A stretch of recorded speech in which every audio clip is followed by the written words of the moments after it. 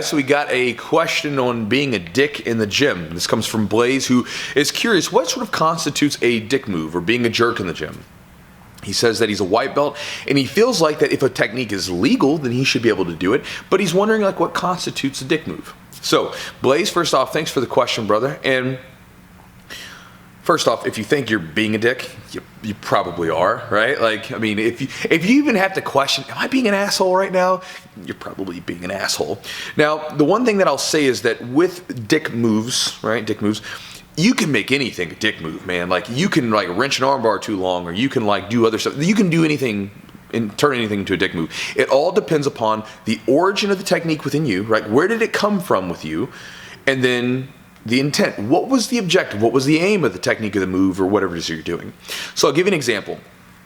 If someone gets an underhook on me, right, I might take my forearm and put it against their neck and make a frame and push against their neck with my forearm and put that bone into the side of their neck. And then as space, sort of opens up, I fight for the underhook, get control, boom, get back to control of the half guard, side, whatever the position is.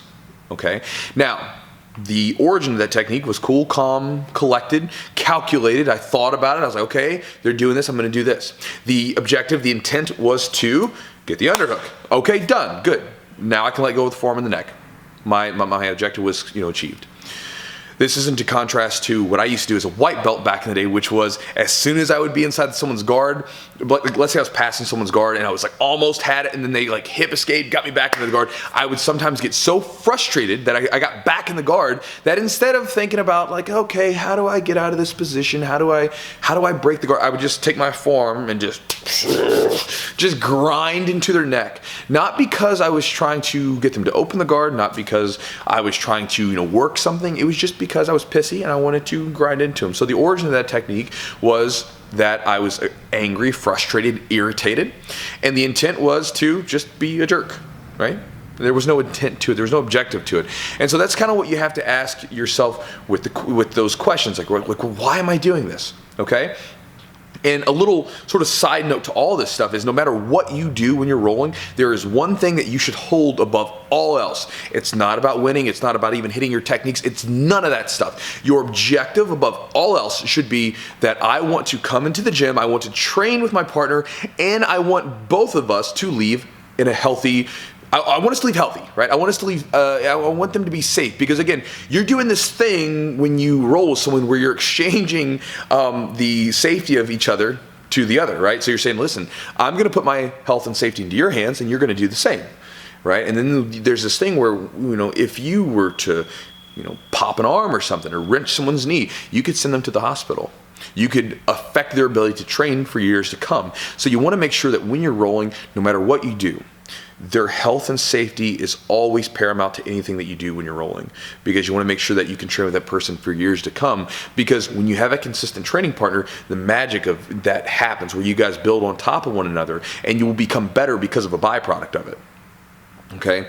And the one thing that I will say is that you made a good point. You said, hey, people in tournaments are going to do this stuff, so people have to be ready for it, and you're absolutely right. So save it for competition tournament training when you get down and dirty and get a little rowdy, and it's completely acceptable.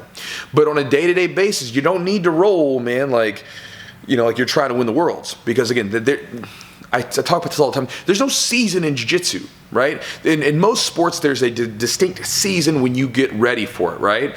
So you don't have a season. So you have to decide, okay, I'm getting ready for a tournament or I'm not. And if you're not, it's not to say that you have to roll relaxed or that you have to let people roll over you, but you need to be working on your techniques. You need to be bringing new stuff into your game. And you also need to work on having some fun, man, because I promise you from experience, if you make this stuff too serious, if you take yourself too seriously, if you're always trying to win every time you come into the gym, and that's what's on your mind, right? I'm not to say that it is, but typically dick moves come from a place of I'm trying to win, so I'm going to be a little dirty, right? And I'm going to try to make something work.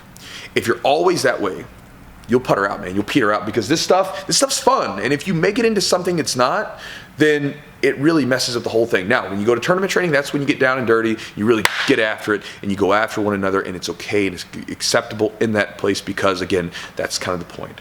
So, guys, again, if you're having trouble with wondering what a dick move is, just look inward, Think about where it came from, and that'll probably tell you. And Blaze, it was nice talking to you, brother, and hope this helps.